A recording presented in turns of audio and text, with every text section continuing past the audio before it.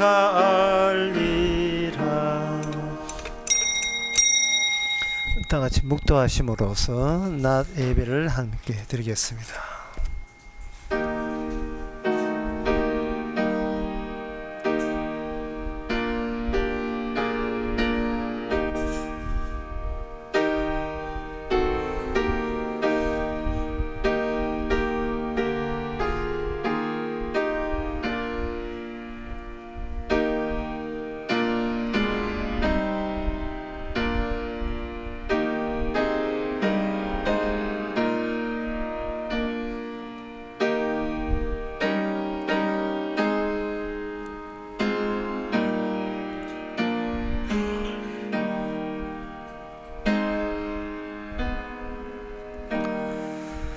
전능하사 천지를 만드신 하나님 아버지를 내가 믿사오며 그 외아들 우리 주 예수 그리스도를 믿사오니 이는 성령으로 잉태하사 동년 마리아에게 나시고 본디오 빌라도에게 홍하사 십자가에 못 박혀 죽으시고 장사한 지 사흘 만에 죽은 자 가운데서 다시 살아나시며 하늘로서 전능하신 하나님의 편에 앉아 계시다가 저희로서 산자와 죽은 자를 심판하러 오시리라. 성령을 믿사오며 거룩한 공예와 성도가 서로 통하는 것과 죄를 사하여 주시는 것과 몸이 다시 사는 것과 영원히 사는 것을 믿사옵나이다. 아멘. 하나님이여 나를 긍휼히 여기소서. 사람이 나를 삼키려고 종일 치며 압제하나이다. 나의 원수가 종일 나를 삼키려 하매 나를 교만히 치는 자가 많사오니 내가 두려워하네는 주의를 의지하리이다. 하나님 아버지, 사람이 우리의 원수라고 생각했던 적이 있지만 우리가 주님의 원수인 것을 왜 미처 생각 못했는지 말씀을 통해서 우리가 원수 타령할 자격도 못 되고 오히려 주님을 욕되게 하고 있으며 살아가는 존재인 것을 말씀을 통해서 새롭게 발견하는 귀한 시간 되게 하옵소서. 예수님의 이름으로 기도합나이다. 아멘. 교동문 37번입니다.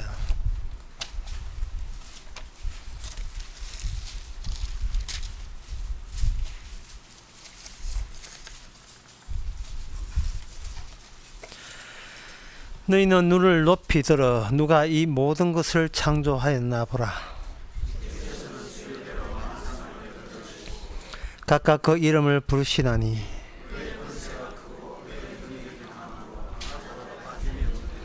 야곱아 너가 어찌하여 말하며 이스라엘아 너가 어찌하여 이르기를 내 사정은 여호와께 숨겨졌으며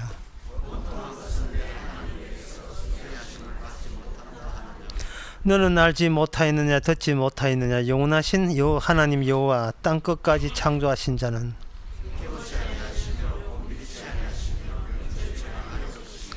피곤한 자에게는 능력을 주시며 무능한 자에게는 힘을 더하시나니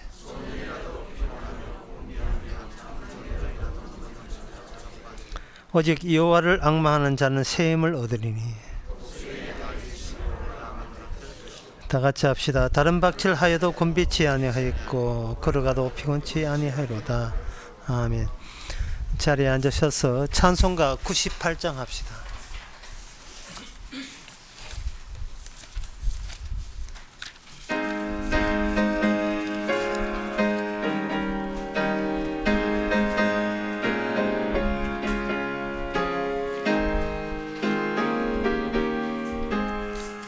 주 예수 내가 알기 전 날 먼저 사랑한 그 크신 사랑 나타나 내 영혼 거듭났네.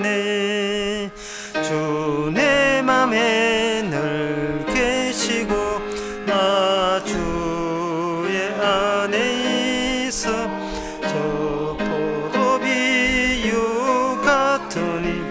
참 좋은 나의 친구 내 친구 대신 예수님 날 구원하시려고 그 귀한 몸을 버리사 내 죄를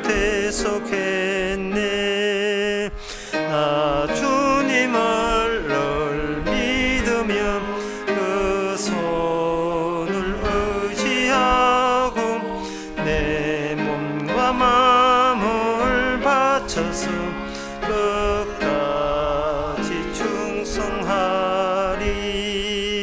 내 진실하신 친구여 그 은혜 내려주사 날 항상 보호하시고 내 방패 되옵소서. 그 풍성한 참 사랑을 이능히 끊을 소냐. 날 구원하신 예수는 참 좋은 나의 친구. 이 시간 다 함께 기도하실 때 정봉석 집사님 기도하시겠습니다.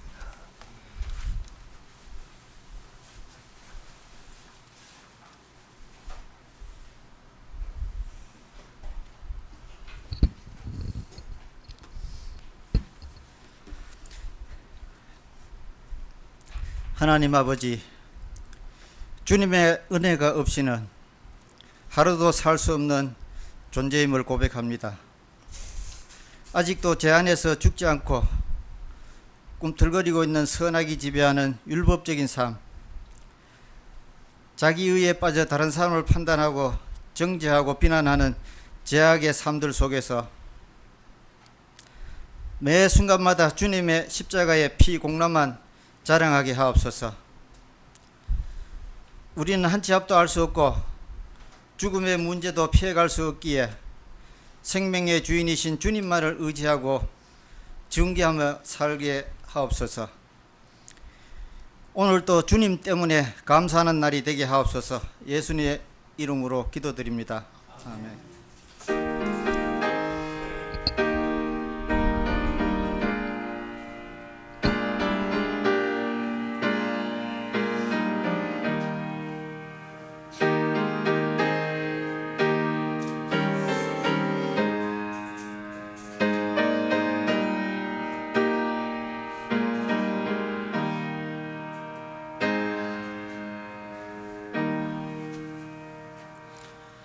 네, 이 시간 광고 없으면 찬송가 102장 합시다.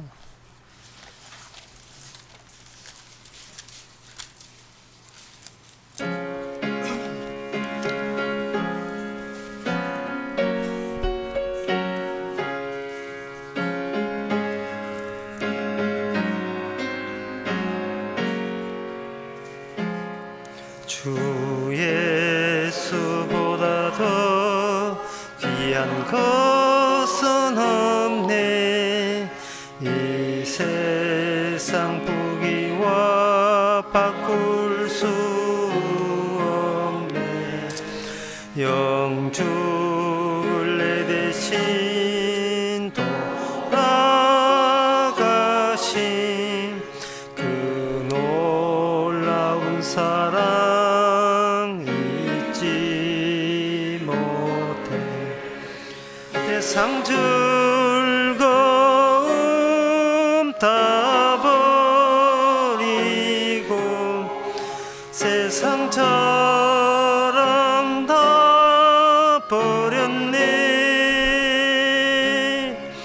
주 예수보다도 귀한 것은 없네. 예수 밖에는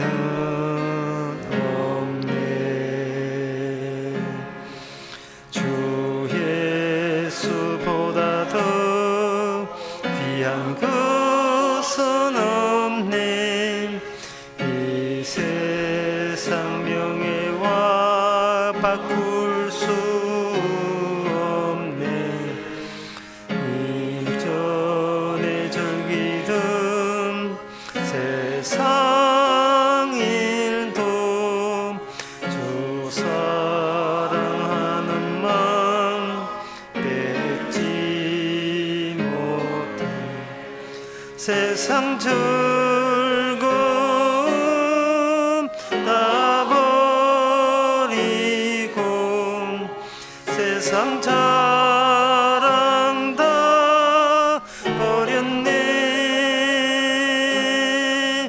주 예수보다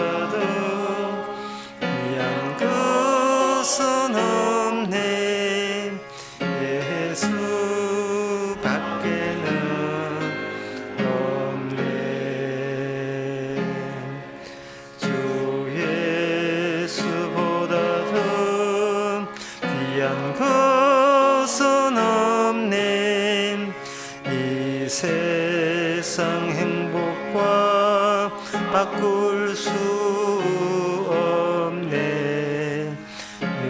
유혹과 핍박이 몰려와도 주 섬기는 내 맘 변치 못해. 세상 즐거움 다 버리고 세상 자랑 다 버렸네. 주 예수보다도 귀한 것은 없네. 예수밖에는 없네. 하나님의 말씀은 디도서 1장 10절에서 11절까지입니다. 복종치 아니하고 헛된 말을 하며 속이는 자가 많은 중 특별히 할례당 가운데 심하니 저희의 입을 막을 것이라. 이런 자들이 더러운 일을 취하려고 마땅치 아니한 것을 가르쳐 집들을 온통 엎드려 치는도다. 아멘. 할례당에 설치는 것의 그 이유가 그레데 교회에, 그레데는 그레타 섬이죠. 섬 교회에 합당한 장로와 합당한 감독이 없어 그렇다는 겁니다. 그래서 이 그레데 할례당에 속하는 자들의 그 허점을, 그 문제점을 지적하기 위해서 사도 바울은 감독과 장로를 세워야 마땅하다는 거죠. 그러면 이 할례당이 무엇인가? 사도행전 15장에 보면 이런 말씀 나옵니다. 어떤 사람들이 15장 1절, 어떤 사람이 유다로부터 내려와서 형제들을 가르치되 너희가 모세의 법대로 할례를 받지 아니하면 너희 구원을 얻지 못하리라 하니, 이렇게 돼 있어요. 사람들은 구약에 있는 가르침, 문자적인 가르침을 취소해서는 안 된다고 강력하게 말합니다. 그렇다면 권한이 없다는 거죠. 구약에 할례를 행하라라는, 할례를 행하고 안식을 지키라는 그 하나님의 엄중하신 말씀을 취소시킬 권한이 우리 인간에게 없다는 겁니다. 그렇다면 없다는 말은 할례도 행하고 안식일도 지키고 그 다음에 복음도 받아들이고 이렇게 해야 하나님이 영광이 되고 천국의 백성이 된다는 것, 이것이 할례당의 이슈 주장들입니다. 그런데 여기에 대해서 사도 바울은 이 할례에 대해서 엄청나게 많은 이야기를 하셨어요. 로마서 2장 28절에 보면 할례에 대해서 딱 언급을 들을 때에 할례를 두 종류로 나눴습니다. 로마서 2장 28절에 보면 대저 표면적 유대인이 아니요 표면적 육신의 할례가 아니라 할례를 둘로 나누는 거예요. 육신의 무시점을 새기는 것이 그걸 할례가 아니라 어디에 새겨야 되는가? 이면적 내부적 유대인이 유대이며 할례는 마음에 할지니 신령에 있고 의문에 있지 아니하는 것이다. 이렇게 이야기해요. 할례를 인간이 마음대로 취소하겠다는 뜻이 아니고 구약에서 마음 앞에까지만 왔던 그 율법이 이제는 마음 속까지 파고 들어온 사람이 진정 하나님의 성도, 하나님의 백성이라고 할 수 있다. 이게 사도 바울의 이야기입니다. 그러면 그 유대인들이 가만히 있겠어요? 사도 바울, 너는 우리가 너나 내나 똑같은 이게 문자로 된 성경을 보는데, 구약을 보고 다 보면서 너는 무슨 근거해서 이 구약이 안 나오는 이야기 소리를 하느냐? 네가 엉터리 아니냐? 이래 나오는 거죠. 거기에 대해서 사도 바울은 이렇게 그 근거를 대입니다. 그 근거가 고린도전서 15장 3절에 보면 나옵니다. 내가 받은 것을 먼저 너희께 전하였노니 너희는 받지 않았는데 나한테 먼저 온 게 있다는 겁니다. 너희는 받지 않았는데. 왜? 자기가 사도기 때문에. 하나님이 인정하고 그리스도가 지명한 사도기 때문에, 사도라는 이유 때문에 너희들은 모르고 나한테 아는 게 있었다는 겁니다. 그게 뭐냐 하면, 이는 성경대로 그리스도께서 라고 되어 있어요. 모든 구약의 율법과 성경이 나에게, 너희에게, 우리에게 오기 전에 먼저 그걸 인터셉트, 먼저 그것을 장악하시고 이루신 분이 있다는 겁니다. 그분이 바로 예수님이라는 거예요. 이 말은 뭐냐 하면, 예수님 안에 모든 율법이 다 들어가 있다는 겁니다. 완성된 채로. 이걸 복음이라고 이야기해요. 그분께서 그분의 몸과 그분의 몸으로 보여주는 모든 행위가 율법을 완성하기 위한 몸짓이었고, 그걸 성취했었다는 겁니다. 그 성취한 증거가 뭐냐? 우리 죄를 위하여 죽으시고 장사 지낸 바 되었다가 성경대로 사흘 만에 다시 살아나고, 이게 고린도서 그 15장 3절 4절에 나온 말씀이에요. 그러면 할례당이 이게 문제가 된 것은, 인간이 할례를 받지 않으면 구원받지 못한다는 이 말이, 인간들 보기에, 인간 구원받고자 하는 욕심을 갖고 있는 인간들에게는 쉽게 납득이 되는 이야기지만, 문자대로 하니까요. 그러나 복음을 아는 자에게는 이거는 터무니없이 이거는 가짜인 겁니다. 그래서 오늘 본문에서 어디 이 가짜가 교회에서 설치고 있어 라고 지금 지적하는 겁니다. 여기에 대한 대처는 그 진짜 복음하는 감독과 장로를 세워버려요. 사도 바울은 본인이 갈 수 없어요. 본인은 지금 교도소가 있고 이렇게 바쁘고 딴 일도 많아가지고 일일이 다 거기까지 섬까지 갈 수는 없고요. 편지로만 보내는 겁니다. 사도의 자격으로. 복음을 아는 감독과 장로를 보면 되지 않겠느냐. 세워라는 겁니다. 그러면 이 문제는 그거예요. 예수님이 죽으시고 예수님이 살아났어요. 그런데 그 파견하는 그 장로 감독도 예수님이 죽으시고 살아났는데 그 장로 감독도 죽었다가 살아났다는 그런 사람이라는 걸 보장할 수 있는 근거 있습니까? 예수님이야, 예수님이니까 할 수 있다고 치고, 그러면 감독과 장로 지는 뭔데? 지가 이 말씀대로 다 지킬 수 있어요? 안 되지요. 그래서 사도 바울이 성경에서 계속 이야기하는 것은 이겁니다. 예수님의 죽으심과 다시 살아나심이,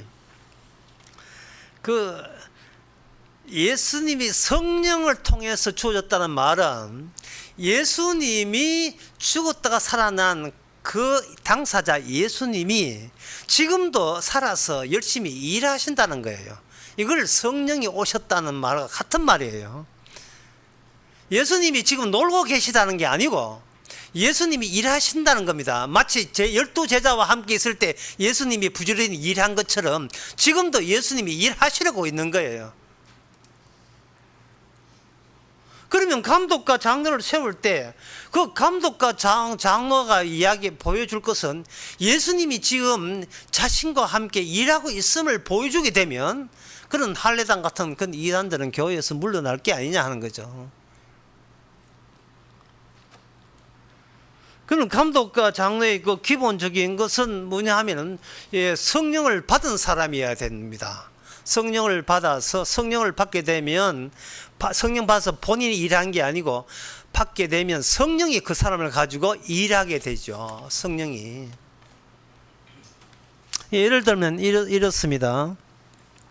디도서 1장 6절에 장로 된 자는 한 아내 남편의 방탕하는 비방이나 불순종하는 일이 없는 믿는 자녀를 둔 자라야 할지라. 믿는 자녀를 둔 자라 할지라.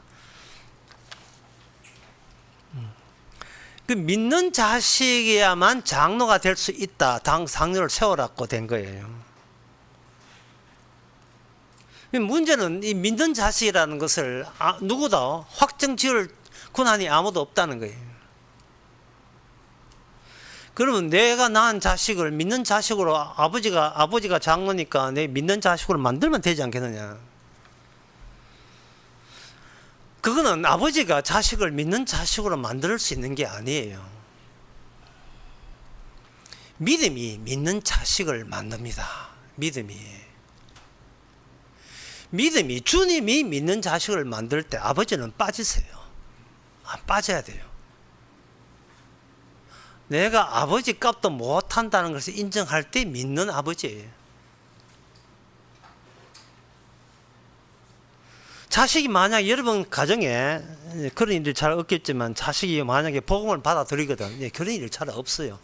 받아들인 거는 이렇게 물어보세요. 니 미친 거 아니야?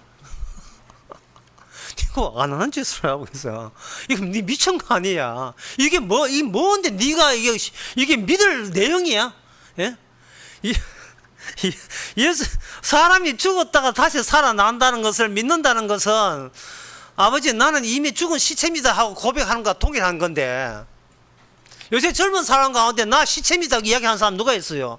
그게 믿는 여러분들 혹시입니다. 혹시 4번 했어요. 혹시 믿는 자식이 있거든. 이게 완전 미친 거예요 그거는. 예? 그럴 때 자식이 이런 이야기 하게 되면 그 자식은 진짜 믿음이 만들어낸 성령이 만들어낸 자식입니다. 자식이 이와 같이 답변합니다. 이거 아버지 엄마 덕분이 아니거든요. 이거 진짜예요. 이거 진짜입니다. 아버지 엄마가 신앙생활 하는 걸 봐가지고 돈 받아서 하겠다. 이건 가짜예요.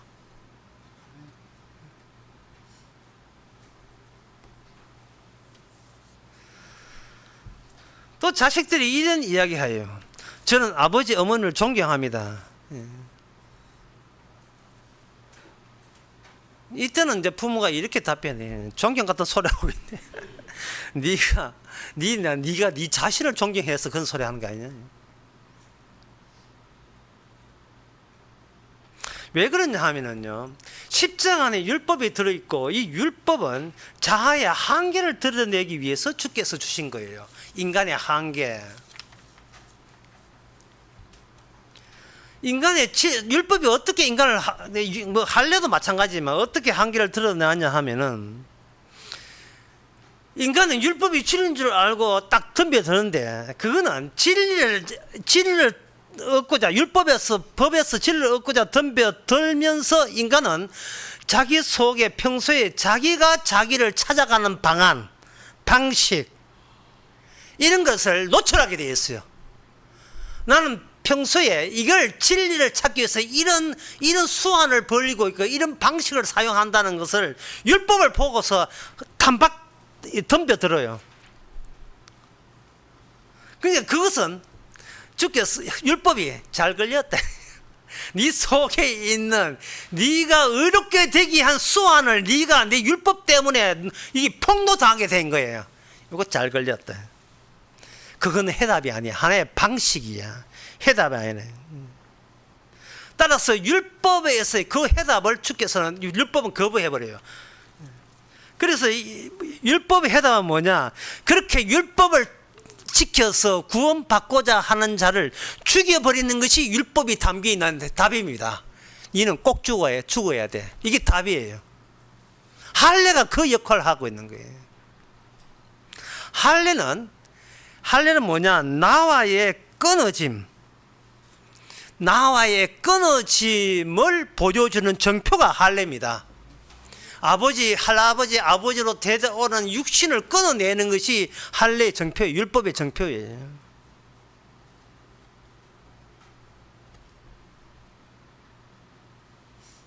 그래서 이 율법을 준 것은 율법에 아예 우리가 패배하면 되는 겁니다. 율법에 예를 들면 이렇습니다. 마태복음 6장 16절에 보면 금식도 율법이거든요. 금식할 때 너희는 외식한 자같이 슬픈 기색을 내지 말라. 저희는 금식하는 것을 사람에게 보이려고 얼굴을 흉악게 하느니라. 평소에는 양복 입고 깨끗한 얼굴로 머리다가 신발도 아주 단어로 깨끗하게 해놓고, 이건 뭐 검찰에 나오니까 갑자기 수염도 안 깎고 운동화 신고 나오고, 이건 뭐냐 하면, 이거는 누구 이야기하는 거 아니에요. 이재명 이야기하는 거 아니고, 이게 지금 금식했다는 티를 내고 있는 거예요. 이거는 뭐냐, 평소에 나는 사람들 보기에 그럴싸해 보이는 식으로 평소에 그렇게 살아왔고, 그 식으로 나는 하나님의 법조차도, 하나님의 율법조차도 그런 식으로 난 다루겠다는 겁니다. 이게 뭐 남의 이야기 할 잽이 뭔데지요. 우리도 마찬가지잖아요.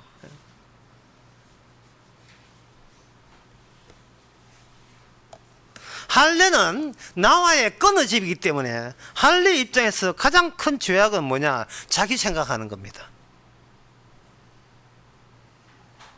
그러면 영생은 자기 생각과의 반대죠. 영생은 요한복음 17장에 보면 단촐한 문장으로 영생에 대해서 소개하고 있습니다. 17장 3절에 보면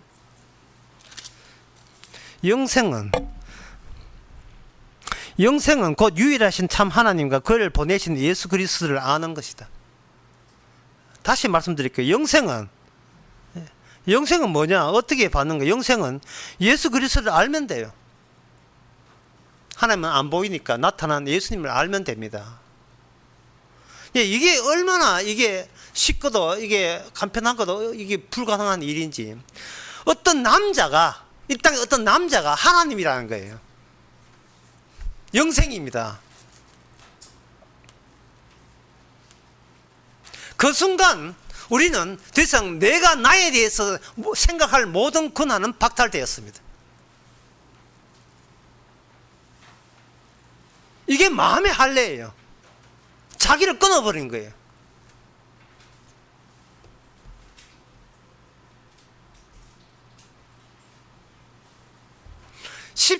아까 했던 그 십자가 부활, 예수님이 죽었다가 부활했다, 그리스도께서 그렇게 한 게, 우리가 한 게 아니고 그리스도께서 그렇게 했다는 이 말을 우리는 이걸 바라보면서, 성경에 그게 나오니까, 성경이 그게 진리고 그게 영생이니까 우리는 믿고자 합니다. 믿고자 하면서 우리는 진리를 얻고자 하는 순간 그 복음조차도 안에 율법이 들어있으니까 율법적 기능이 나와요. 우리는 그 예수님의 십자가 부활을 우리가 믿고자 하고 그걸 알고자 합니다. 그래서 십자가 믿고 부활 알고 지옥 가는 거예요. 왜? 그것이 우리 속에 담겨 있던 것이 십자가 부활 소식과 더불어서 결부되면서 티를 내는 거예요. 예수님이 우리 죄를 위해서 들어가시고 부활하셨단다. 이게 고린도전서 15장의 사도 바울이 우리에게 전한 거라. 그래, 믿자, 믿는다. 그러면 나는 어떻게 되는데? 나는 멀쩡히 그대로 살아있죠. 그러니까 주님께서 어떻게 하냐면 십자가 부활을 성경을 통해 알려줘요. 그리고 그걸 나는 믿는다고 자부하게 만들어요. 그걸 가지고 진짜 십자가 부활로 거기에서 얻게버려요. 십자가 부활을 믿는 나를 얻게버린다고요. 거기서 완전 작살 나버리죠. 이게 십자가야, 이게 부활이야, 이 인간아. 이게 진리야. 십자가 부활 믿는 너는 진리가 아니에요. 그는 네가 평소에 세상을 살아가는 방식 중에 하나였죠. 인간은 열심히 살아가고 있습니다. 열심히 살아간다. 거기에다가 십자가 부활까지 더 보태면 죽은 나를 영생 줄 거라고 생각하는 거예요. 그러면 그 남자는 어떻게 돼요? 어떤 사람은 말합니다. 내가 하나님을 믿으니까 구원받습니다. 왜? 하나님은 살아계시거든요. 이래 주장하거든요. 하나님이 살아계신 게 그게 복음이 아니고 어떤 남자가 인간에게 맞았다는 게 복음이에요. 얻어 터졌다는 게 복음이라고요. 하나님 살아계신 게 복음이 아니고, 그 얻어 터지는데 거기에 우리가 합세하고 있었던 겁니다. 왜 사람들은 예수님을 좁혔습니까? 죽여버렸습니까? 그건 미워서 그런 거거든요. 왜 예수님을 그렇게 사람들은 미워합니까? 그거는 나를 미워하기 싫어서 그래요. 나를 미워하기 싫어서 그래요. 예. 어떤 그 젊은 사람인데, 그 20대밖에 안 젊은 사람인데, 어서 환청이 들린다는 거예요. 이게 환청이 들리면 되는데, 길을 걸을 때 90도로 꼭 끊어져서 그 길을 걸어요. 세상에 이런 일이, 이 꽃걸을 건다고요. 정신과 의사가 제대로 이야기해요. 예. 선생 의사 말하기를, 지금 허리가 구부러진 건 아무것도 아닙니다. 왜 구부러졌는가? 남들이 나에게 궁지렁궁지렁 욕을 하고 비난하니까 본인이 그걸 방어를 하네. 강력하게 방어하다 보니까, 늘 방어 자세를 하니까 신체가 거기에 덩달아서 경직되어서 구부러진 게 더 구부러지는 거예요. 이걸 히스테리라고도 할 수 있는데요. 이걸 무의식적 작용입니다. 인간이 의식적 몸이 아니라 무의식적에서 작용받는 게 인간의 몸이에요. 인간은 왜 아프냐? 미워하는 사람들이 있어서 아파요. 그게 미워하는 사람이 아파. 이상한 일은 이야기 도는데 믿지 마세요. 근데 인간은 왜 미워하느냐? 내 몸이 아파서 그래요. 몸이 아프니까 밉고, 미운 게 몸이 아프고, 이게 왔다리 갔다리 하는 거예요. 결국 거기서 우리가 알 수 있는 것은 뭐냐 하면은, 왜 그 중에 왔다 갔다 하면서 본인을 왜 미워할 줄 모르냐 이 말입니다. 요한복음 12장 25절, 누구든지 자기를 미워하지 않고서는 영생이 없다는 거예요. 그러니까 아까는 영생이 예수님을 알면 영생이라 해놓고, 요한복음 12장 25절을 보면 자기를 미워하지 않고서는 영생이 없다. 그럼 두 개를 어떻게 연결시켜야 됩니까?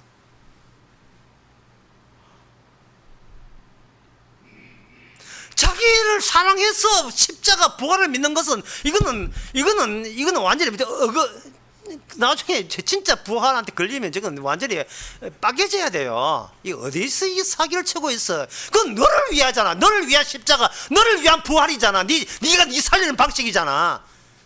평소에 율법도 네 그런 식으로 이해했어. 뭘 비키면 내 구원받겠습니까? 어떻게 헌금하면 되겠습니까? 이게 전부 다 너를 위한 거잖아. 너를 위한 거.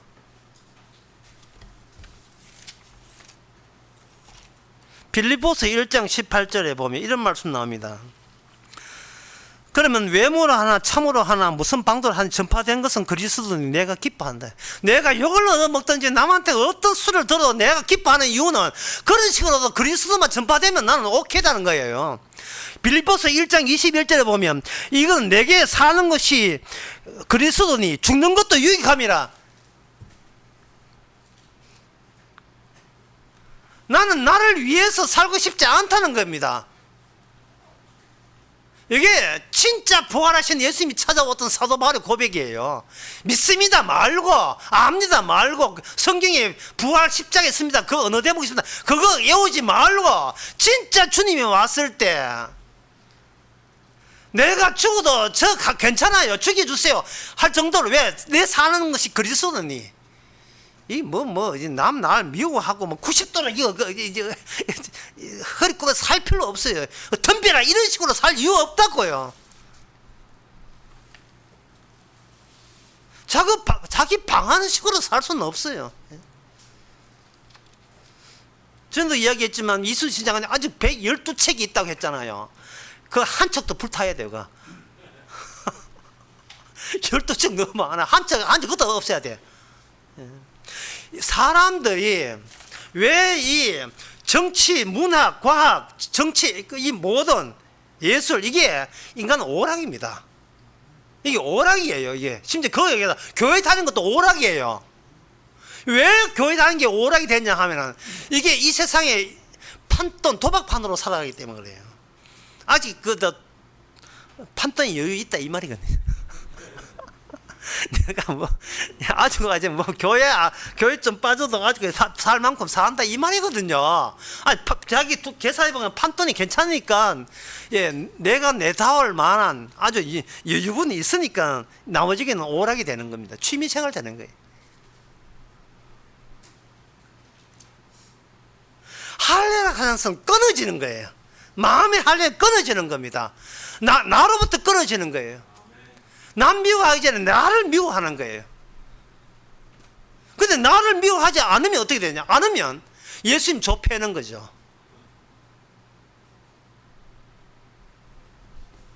당신이 뭔데 내 존재를 부정해? 이런 거죠. 예? 하나의 예를 들겠습니다. 우리나라 여자 바둑의 제2인자가 1인자는 최정이고 2인자가 김원지라는 사람인데 2007년도에 출생이 원래 16살입니다. 천재 났지요. 예. 뭐 바둑이 좋아서 뭐 하루 왼종일 한 10미시간씩 집에서 바둑 공부합니다. 그런데 그 김원지라는 그 소녀한테 질문을 한 던져보는 거예요. 은지야, 인생이 무엇이냐? 인생이 무엇이냐? 바둑이 무엇이냐를 묻는 게 인생이 무엇이냐 물어보는 거예요. 그러면 아저씨 나 아직 나 바둑에 빠져 그런 거 아주 몰라요. 이렇게 이야기하겠죠. 그건 아주 어른도 아니고 그래서 아주 청소년인데 그런 건 모릅니다. 이게 모함이죠. 인생이 무엇이냐? 바둑이랑 좋은 거 말고 전체에 대해서 네가 뭐냐? 그런 거 몰라요. 나는 바둑만 신경 쓰겠어요. 이게 뭐냐면 모함이 아니고 이게 단절돼서 그래요. 단절된 겁니다. 걔가 어른돼도 마찬가지예요. 뭐해요? 어른돼도 바둑 때문에 히히거리고 바둑 때문에 행복하고 백돈 때 돈 벌어서 좋고 바둑 때문에 만약 결혼한다면 그 가정으로 바둑으로 묵고 사니까 예, 만족하고 그래도 단절된 것은 마찬가지로 단절된 거예요. 다시 말해서 성령이 오지 아니하면 주님이 직접 그 사람에게 오지 않으면 인간은 다른 인간이 될 수가 없습니다. 그런데 그 김원지는 소녀가 만약에 교회 연인 나이 좀 들어서 교회 누구 친구로 소개로 교회 갔다 칩시다. 교회 가서 뭐 십자가 부활도 없고 믿습니다 하면 그 다른 인간 되는 거예요? 아닙니다.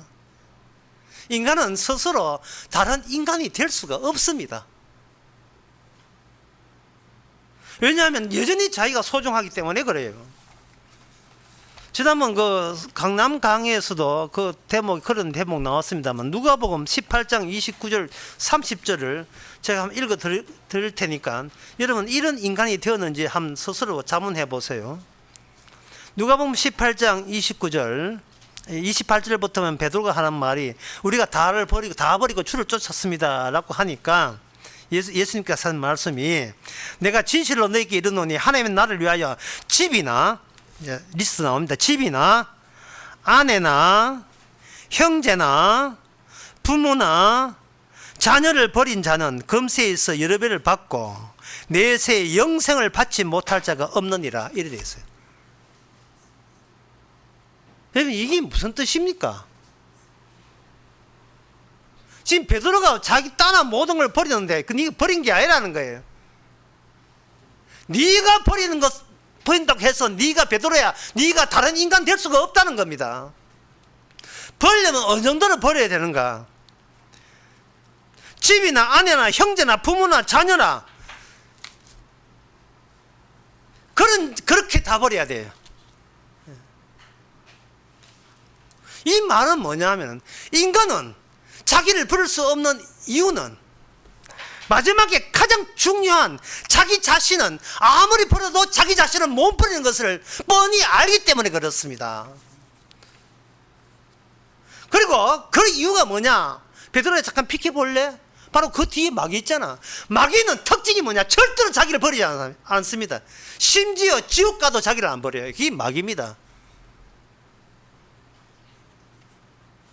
인간은 마귀의 대변이잖아요. 어떻게 자기를 버립니까? 그래놓고 교회 와서 영생을 얻는다고요? 여기 그럼 누가복음 18장 29절 이거 3절 확 빼버릴까요? 그만 우리 다 이해하시면 가시면 돼가지고 이거 다 뺄까요?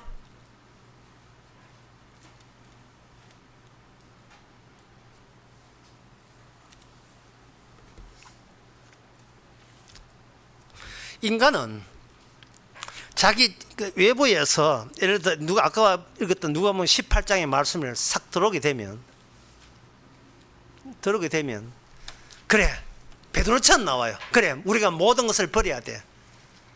그런데 이 베드로가 뭘 뭐냐면 인간은 바깥에 어떤 뭔가 법적인 요구가 들어오면 그 요구를 가지고 커다란 어떤 금고를 만들어요.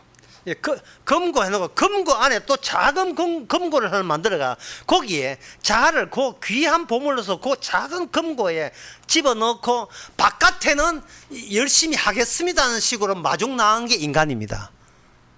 자기 자신을 거의 포기를 할 재주가 인간에게 없습니다.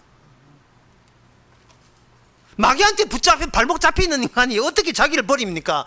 예? 자기를 어떻게 미워해요? 끝까지 사랑하는, 예수님보다 더 사랑한 게 자기 자신인데요. 예? 아까 우리가 불렀던 찬송가 제목이 뭐냐면 이거예요. 예. 잘 아시죠? 주 예수보다 더 귀한 건 없네. 주 예수님 놓고 여기 귀하다고 여기는 거, 정치, 명예, 돈 이런 거 놓고 이것보다 예수님이 더 귀하다. 그렇게 비교하지 말고 예수님 옆에다가 나를 집어넣어야죠. 나를 집어넣고 예수님이냐 나냐 둘 중에 하나만 하세요. 둘 다 하지 말고 엮이지 말고. 마음에 할례라 하는 것은 할례라는 뜻은 끊어버리는 거예요. 그렇게 끊어진 사람이 있어요. 빌립보서 3장 7절에서 8절에 보면 그러나 무엇이든지 내게 유익하던 것을 내가 그리스도를 위하여 다 해로 여길 뿐 아니라 그 모든 것을 해로 여기면 내 주 그리스도를 아는 지식이 가장 고상함을 인함이라 이랬어요. 이게 뭔가 나한테 빠져나간다는 겁니다. 그 율법의 완성은 뭐냐? 내 안에서 율법의 완성은 나를 찾을 수 없게 만든다. 내가 찾을 수 없게 만들기 위해서 하나님의 성령이 오고 주님이 오고 율법의 완성이 오게 되면 날마다 나에게서 무엇이 빠져나가냐 하면 내가 빠져나가요. 내가 이걸 했고 어제는 이걸 했고 내가 몸이 아프고 어떻건 자꾸 내가 빠져나가요. 그런데 그게 빠져나가면서 웃어요. 빠져나가면서 대신 내가 혼자 웃거든. 미안하면 내가 혼자 웃었어. 그게 내가 하나의 태풍으로 빠져나가면서 그게 그렇게 신나고 즐겁고 웃어요. 이게 즐거운 일이라니까요. 뭐 했냐 그동안 뭐 했어 하고 후회하는데 이게 후회가 신나는 후회. 그걸 회개라고 이야기합니다. 신나는 회개, 즐거운 회개. 왜? 반성이 아니고 빠져나가니까. 그럼 빠져나간 방법을 알려드려요. 알려드리겠습니다. 예. 그 때문에 제가 여기 있는 거니까요. 요한계시록 10장 9절에 요한계시록 10장 9절에 보면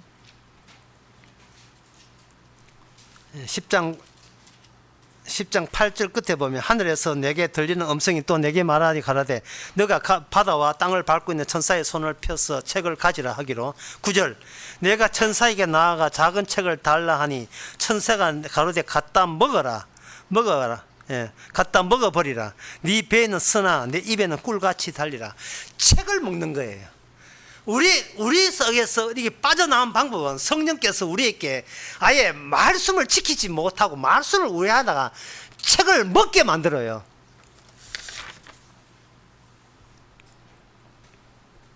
책을 먹게 만들면 어떤 결과가 나오냐 하면은 내게서 일어나는 모든 일은 이미 말씀에 응하기 위해서 일어나는 일로 우리가 받아들이게 되는 겁니다.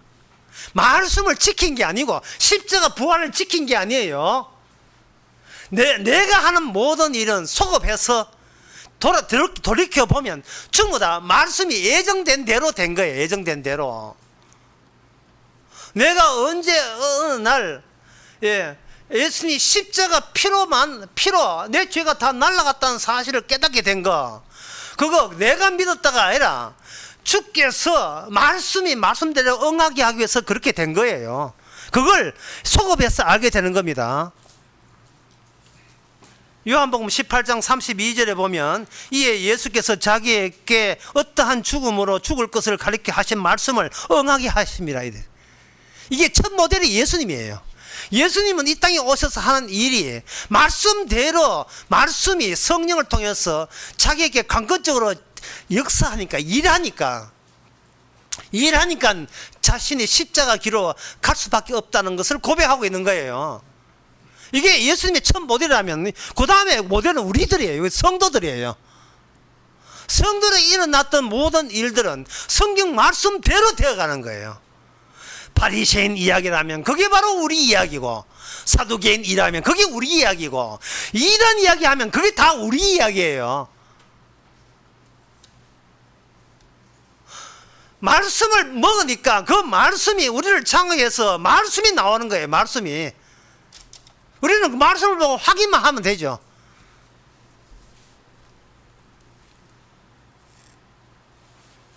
이걸 뭐냐면 오류를 따라가다 보면 진리가 나온다는 뜻이에요. 이게 오류를 따라가다 보면 진리가 나오는 거예요.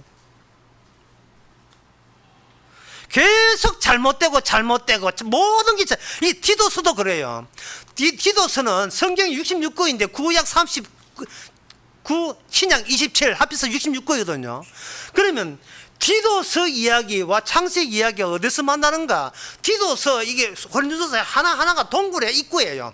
66개의 동굴 입구로 들어가게 되면 그래서 창세기를 만나고 출애굽기 만나고 다 만나요.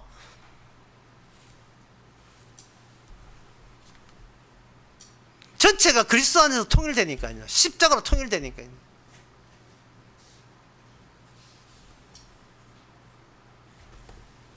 그렇게 해서 그 중앙에서 만날 때에 그 주께서 하신 이야기가 단적으로 말해서 주께서 하신 이야기가 히브리서 8장 12절에 보면 나옵니다.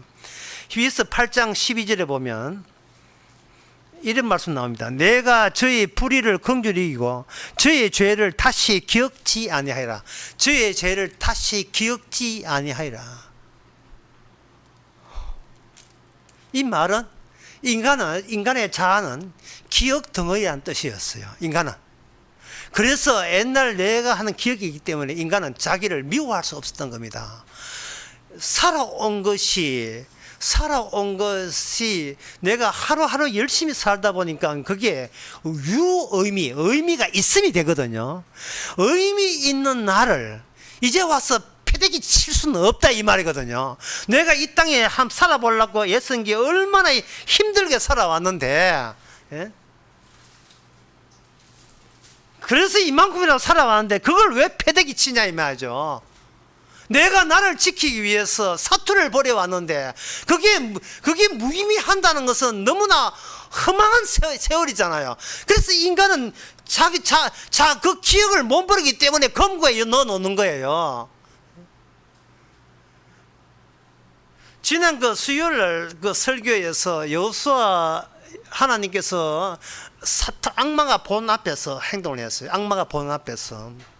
악마가 본 앞에서 악마가 여호수아한테 시비 걸었죠. 얼레리 꼴리 니 옷 더럽다고. 아이고 이 인생아 니 왜 그래 추잡게 살았냐. 그게 악마의 주장은 이거예요. 더럽게 산 놈은 지옥 가고 착하게 산 거면 천국 가야 된다. 이게 선악체계에 합당하다. 이게 악마가 주장하는 겁니다. 그런데 악마가 보란 듯이 여호수아가 모르는 거 말고 하나님께서 악마 니 잘 봐. 니 잘 보라고. 니가 생각하지 못한 일을 할 테니까 잘 봐. 여호수아 일로 와. 하고 거기서 여호수아의 옷을 강제로 천사를 통해서 강제로 벗겨버립니다. 그래서 제가 이런 말을 했거든요. 하나님이 강제로 여호수아에게 손을 댄다.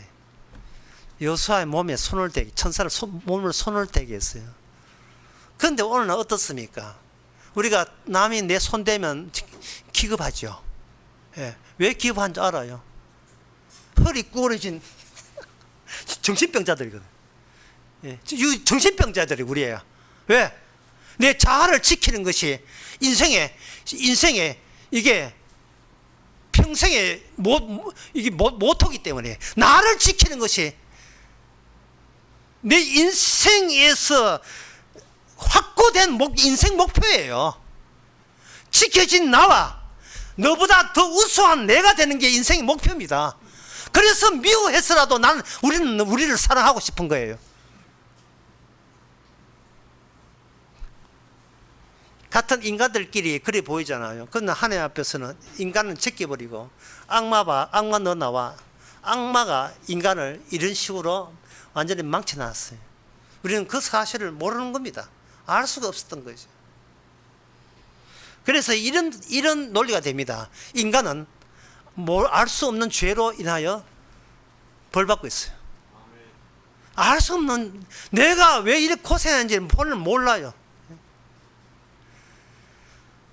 내가 교사로서 학부모한테 왜 이렇게 시달리는지 3년간 재판해도 그 이유를 모르는 거예요. 이 이유를 모르니까 나를 지키기 위해서 자살할 수밖에 없는 거예요.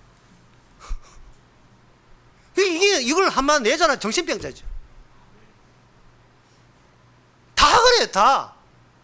자기를 미워할 수가 없어요. 왜? 나를 지키는 것이 사명이기 때문에. 평생 그렇게 살아왔기 때문에. 나를 지키기 위해서 천국 간다는 십자가 보험까지 끌어당겼잖아요. 그래서 나를 죽었어도 보험 들어놨잖아요. 그런 식으로 교회 왔잖아요. 그게 정신병자라니까요, 그게. 십자가 보험하는 나를 미워해. 미쳤어요. 내가 교회 온 지 20년 만에 안 알게 됐는데 그걸 부인해버리면 이건 십자가 보험도 날아가 버리는데. 도대체 뭐하고 사는 겁니까? 아가사 크리스티라는 그 추리소설, 여자 추리소설 유명한 작가가 있어요. 그 작가가 쓴 유명한 영화로 됐는데, 오리엔탈 특급 살인사건. 그 소설의 그 영화의 내용은 이래요. 서로 모르는 채 파리에서 터키로 가는 오리엔탈 특급 열차를 타고 아주 비싸고 고급스러운 열차를 타고 가는 그 사람들, 그 열차 속에서 한 칸에서 어떤 사람이 살인사건 죽었어요. 그때 유명한 탐정이, 코스튬이 이렇게 꼬부라진 탐정이 와서 합니다. 조사를 시작합니다. 조사를 시작하면서 느낀 것은 뭐냐면, 그 객차에 있는 모든 사람들이 스스로 혐의를 벗으려고 예를 선다는 거예요. 다시 말해서 스스로 자기가 옳다는 것을 증명하는 식으로 그들은 말들을 하고 있는 거예요. 남은 죽어도, 나는 남들은 엄두사고에 차에 맞춰 죽어도 나는 절대로 죽어서는 안 된다. 그 정도로 나는 나의 의의가, 귀한 나의 의의가 있다는 증명하는 식으로 한평생을 살아왔다는 겁니다. 그런데 탐정은, 탐정 이름이 르앙가 하다 있어요. 그 탐정은 그런 것을 모아서 전부 다 한 통속이라는 사실을, 모두 다 그 죽은 자와 원한 관계에 있다는 것을 증명해서 전체가 다 살인자가 됐다는 것을 증명하는 그러한 영화, 오리엔탈 특급 살인사건. 범인이 한 사람이 아니고 전체가 다 범인 되는 거예요. 바로 하나님께서 모든 인간, 아담의 조상 모든 인간을 예수님을 좁혀는데 전부 다 한 그룹이 되어 있었고 한 같은 마음으로 있었던 겁니다. 그 특징이 뭐냐? 어떤 인간을 이렇게 건드려 봐도 나는 지옥 갈 이유 없다는, 자기 스스로 자기를 증명하고, 자기가 옳고, 남은 죽어도 남은 살아야 되고, 중국에 태풍 와도 대구는 태풍 오면 안 되고, 모든 것을 내가 사는 이 중심이 다치지 않아야 된다는 그쪽으로, 그 마음이 그쪽으로 방향이 그쪽으로 다 쏠리고 있어요. 얼마 전에 부산 고속도로에 청도 휴게소 근처에 터널에서 불이 났어요. 불이 났는데 뒷차는 불 난 줄 모르죠. 앞에는 지금 불이 타고 있는데 뒤에 오는 차는 앞차가니까 그냥 쭉 따라가는 거예요. 두 분 다 자기 잘난 맛에. 지옥이 있는 것도 모르고 그냥 언론 그리고 TV 나오는 예능 프로 모든 드라마 모든 세상이 전부 다 한 마음으로 완전히 단체로 단합하고 있습니다. 나 살려도 하는 식으로 쭉 가는 거예요. 살려도 하는 그 길이 지옥으로 앞에 빠지고 또 빠지고 앞에 또 빠지는 거예요. 이걸 개미 지옥이라고 합니다. 아프리카 가면 개미들이 호르몬 이상 현상을 보여서 빠졌는데 불구하고 개미들이 수많은 개미들이 500m 그 개미들이 모인 게 그 둘러가 500m 개미들이 집단으로 자살하는 집단 자살 현상을 아프리카에 보면 개미 현상이 있다. 그 집단 자살 현상이 오늘 인간들이 이 세상 구조예요. 그냥 앞에 사람 사니까 그냥 가는 거예요. 젊은 사람들은 기성세대 욕하면서 그 기성세대 따라 그냥 가는 거예요.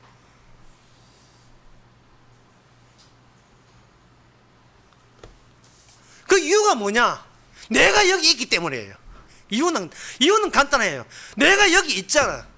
있는 걸 어쩌란 말인가? 인간을 그러면 있는 걸 어디 장례 어디가 서기다 버리니까 어쩔 수 없이 있는 거를 그냥 갖고 가는 거예요. 어떤 쪽으로?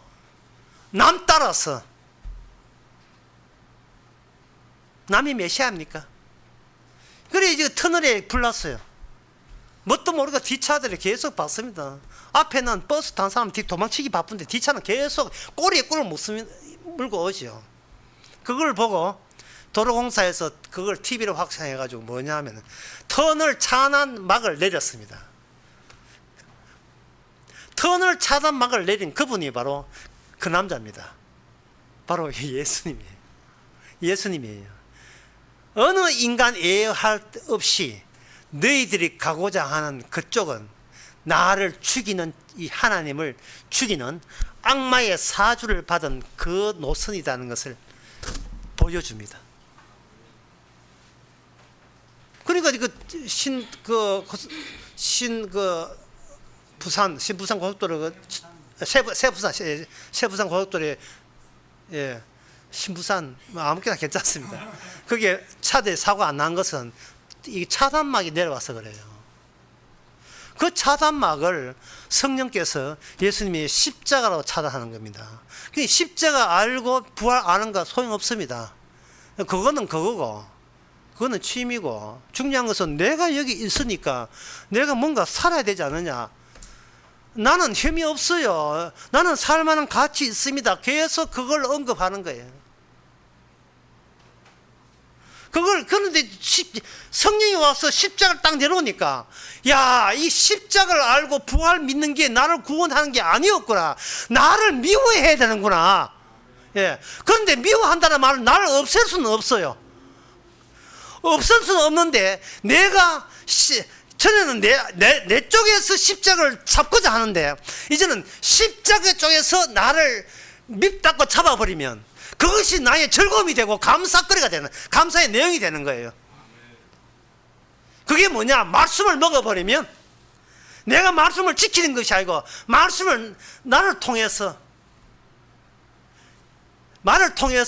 이렇게 해서 너가 구원되지 못한 거 이 내가 말씀으로 너를 구원했다는 사실을 매일같이 되풀이해 주는 겁니다.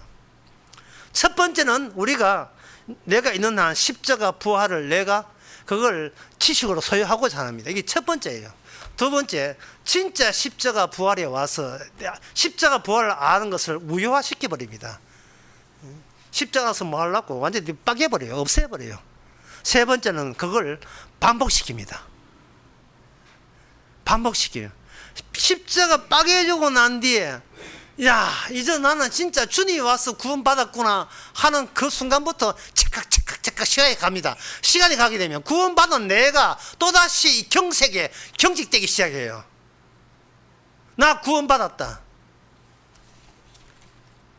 그렇게 주장합니다. 자, 다시 한번 디도서 오늘 본문 봅시다. 디도서 1장 6절. 한 아내의 남편이 하며 방탕하는 비방이나 불순 이 날이 없는 믿는 자녀를 둔 자다. 예?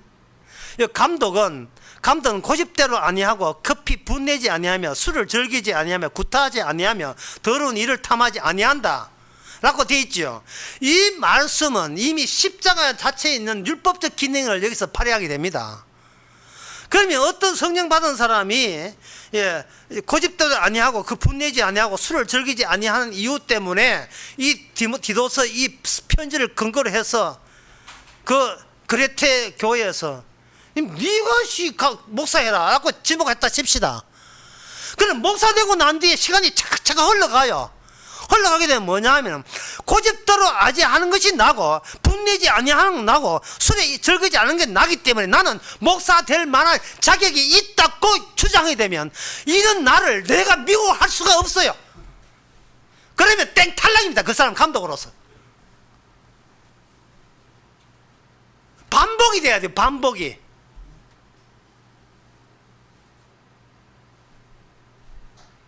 장로된 자는 믿는 자녀를 둬라.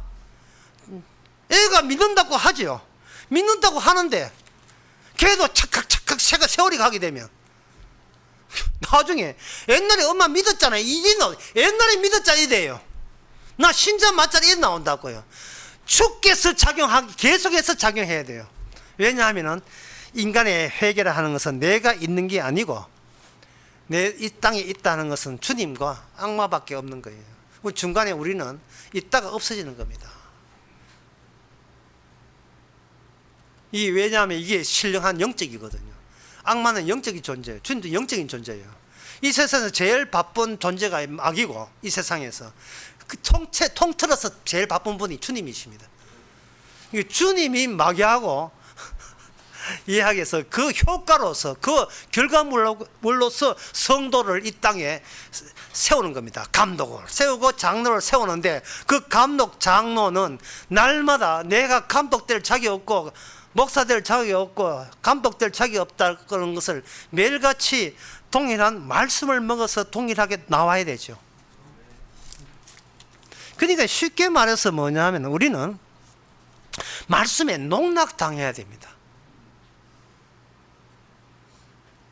날마다 우리는 내가 하는 모든 생각이 옳으라는 사실을 발견하는 즐거움으로 살아가야 돼요.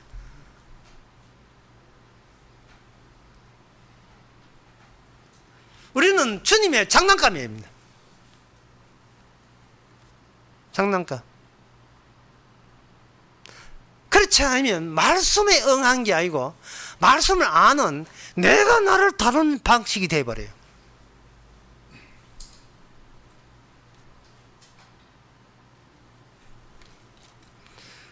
요한복음 12장 25절에 자기를 미워하지 않으면 내게 생명이 없다 할 때 무슨 수로 우리가 자기를 미워하겠습니까? 그런데 내가 다른 인간이 되었다고 자부하는 내가 이제 복음 알았으니까 다른 인간이 되었을 것이라는 이 자기 자신을 성령이 임하면 말씀이 오게 되면 그 남자 예수님입니다. 그 남자가 했는데 갑자기 그 남자를 구원받은 내가 가려버려요. 이게 엉덩이 차이고 매 맞아야 싼 겁니다. 이거 많이 맞아야 돼요. 그 옛날에 1960년도에 시골에서 서울에 돈 벌겠다고 무작정 상경하는 그런 아가씨들이 많이 왔어요. 많이 왔을 때 서울역에 봉고차가 쭉 대나 있습니다.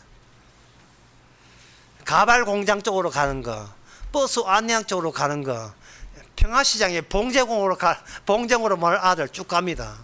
그러면 서울역에 이제 보따리 하고 이제 성공하겠다고 시골에서 저기 전라북도 전라남도 경상북도 경상남도에서 충청도에서 올라온 아가씨들이 오자마자 뭐 딱딱 취업 알선책한테 걸려가지고 이제 공장으로 막 팔려 나가죠. 그러면 시골에서 그냥 농사 짓다가 서울에서 봉제공장 일하면 다른 인간 된 겁니까? 아니죠. 같은 인간이죠. 서울에 있던 자기를 지방에서 자기 미워하다 서울에서 자기를 사랑하고 뭐 그런 겁니까? 아니죠. 그러니까 이 뭐냐 하면 말씀, 우리가 지키고자 하는 그 말씀 따르고 그건 내가 지키는 거고요. 주님이 다 지켜서 우리에게 일방적으로 집어넣어주는 말씀. 그 차이가 뭐냐 하면 네가 그동안 무슨 짓을 하는지, 심지어 네가 너를 미워하지 않는 짓거리를 하더라도 나는 너를 기억하지 않으리라 라는 그 순간, 지금 이 순간이 바로 우리가 나타난 게 아니고 주님이 나타나는 그 순간입니다. 기억하지 아니하리라. 너의 죄에 대해서 묻지 아니하리라.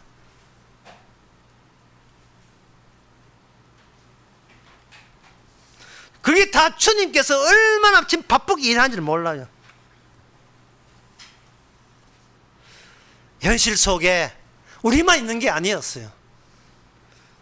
차라리 우리는 없는 식으로 있는 편이고 시체로 있는 거고, 진짜 살아계신 것은 악마와, 그리고 그 악마를 이겨주셔서 기어이 예수님의 십자가의 그 효과와 예수님이 살아있다는 것을 나타내는 우리 주님이 우리와 더불어 같이 살아있을 때, 아까 빌립보서 1장의 말씀을 통해서 다시 한번 알 수 있습니다.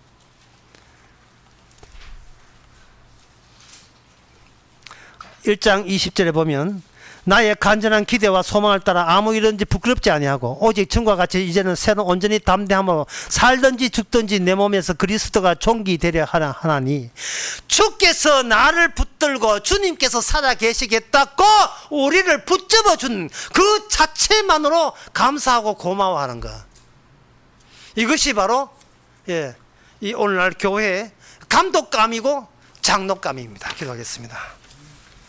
하나님 아버지, 우리 자신과 예수님의 십자가 죽음과 다시 한번 늘 비교하게 하여 주시옵소서. 얼마나 우리가 꼼수를 부리며 하나의 오락으로 간주했는지, 정작 귀한 것은 금고에 집어넣어 놓고 믿는 척 했던 그것이 감사하게도 주께서 다 들통나게 해주시니 감사합니다. 이제는 이 금고까지 주의 십자가가 침투하여 모든 것을 죄를 죄롭고 드러나게 해주시고, 드러난 죄를 기억하지 않는 주님의 십자가의 공로에 감사케 하는 저희들 되게 하옵소서. 예수님의 이름으로 기도합나이다. 아멘. 다 일어나셔서 찬송가 195장 합시다.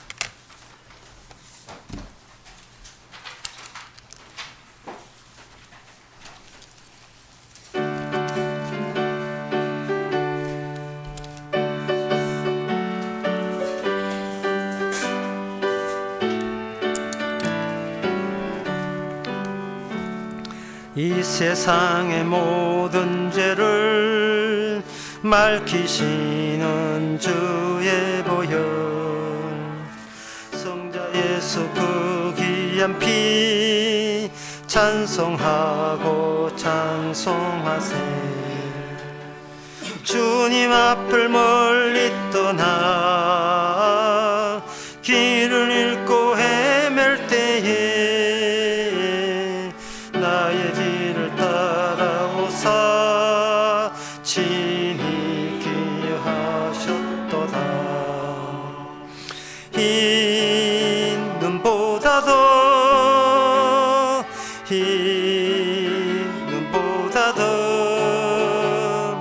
주의 흘리신 보혈로 이 계시서 주옵소서.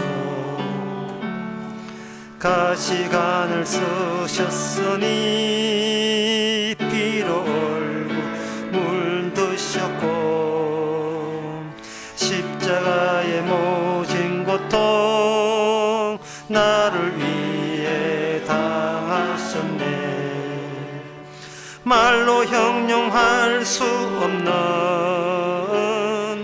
구세주의 구속하심, 은혜와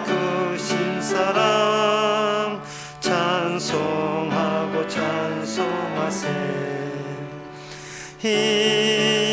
있는보다 더 있는보다 더 주의 흘리신 보혈로 이 계시 주옵소서.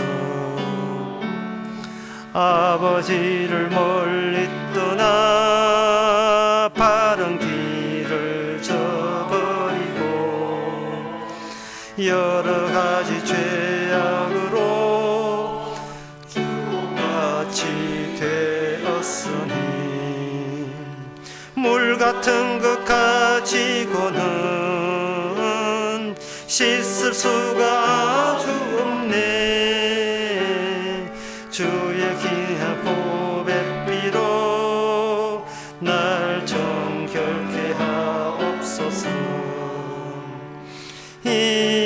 있는보다 더 있는보다 더 주의 흘리신 보혈로 이 계시 주옵소서. 아멘. 기도합시다. 지금은 우리 주 예수 그리스도 은혜와 하나님의 크신 사랑과 주님의 성령의 충만하심이 이제는 주님에 의해서 다루어진다는 그 자체만으로 감사하는 모든 성도께 함께 있을지어다. 아멘.